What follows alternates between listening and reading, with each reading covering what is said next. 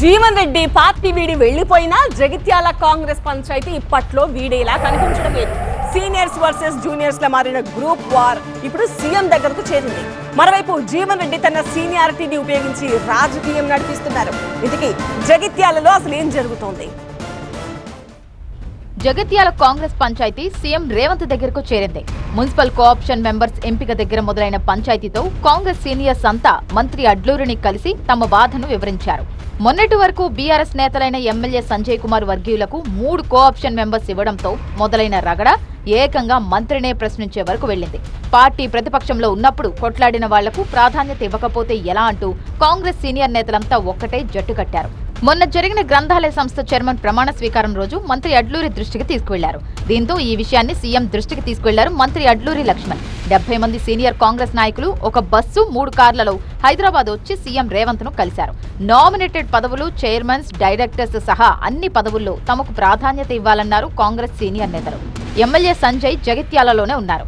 మంత్రి అడ్లూరి లక్ష్మణ్ హైదరాబాద్ లో ఉన్నారు. ఈ పరిస్థితుల్లో నియోజకవర్గ పంచాయతీ సీఎం రేవంత్ దగ్గరికి చేరడం చర్చనీయాంశంగా మారింది. నామినేటెడ్ పదవుల్లో నియోజకవర్గానికి కాంగ్రెస్ సీనియర్లకు అన్యాయం జరుగుతోందని చాలా రోజులుగా అసంతృప్తి రాగం వినిపిస్తూనే ఉంది. పార్టీలో ఉన్నప్పుడు జీవన్ రెడ్డి సైతం ఇదే ఆవేదన వెలుబుచ్చారు. ఇప్పుడు ఆయన పార్టీ నుంచి వెళ్లిపోయాక ఇంతమంది నాయకులు ఒకేసారి హైదరాబాద్ బాట పట్టడం పొలిటికల్ గా ఆసక్తి రేపుతోంది. జీవన్ రెడ్డి రాజీనామా చేశాక జగిత్యాలపై ఫోకస్ పెంచిన సీఎం ఆ నియోజకవర్గ నేతలతో భేటీ చర్చకు దారితీసింది. ఈ నెల 20న జీవన్ రెడ్డి బీఆర్ఎస్ లో చేరనుండడంతో ఆయన వెంట లోకల్ క్యాడర్ పార్టీని వీడకుండా జాగ్రత్త పడుతున్నట్ట, లేక పార్టీ కోసం పనిచేసిన వారికి పదవులు ఇస్తామనే భరోసా కోసమేనా? మరోవైపు తన అంగబలంతో ఈ నెల 20న బీఆర్ఎస్ లో చేరేందుకు జీవన్ రెడ్డి అన్ని ఏర్పాట్లు చేసుకుంటున్నారు. నియోజకవర్గంలోని ప్రతి గ్రామానికి వెళ్తూ తన అనుచరులను తట్టి లేపుతున్నారు. తన వెంట నడవాల్సిందిగా కోరుతున్నారు. కేసీఆర్ తో ప్రయాణం రాజకీయంగా నూతన అధ్యాయానికి నాంది అని కూడా అంటున్నారు జీవన్ రెడ్డి.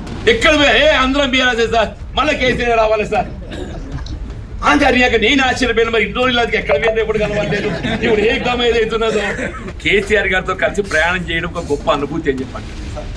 కేసీఆర్ గారితో కలిసి ప్రయాణం చేసుడు ఒక గొప్ప అనుభూతి అని చెప్పండి. గతంలో వారితో కలిసి ప్రయాణం చేసిన నాకు ఆ అనుభూతి ఫలాలు నేను నెంబర్ వేసుకుంటూ అప్పుడప్పుడు రేపు 20 తారీఖు సమావేశం ఏదైతుందో యావత్ తెలంగాణ ప్రజానికే మనం గమనిస్తున్నారు అసలు ఏం కాబోతుందో జగిత్యాల.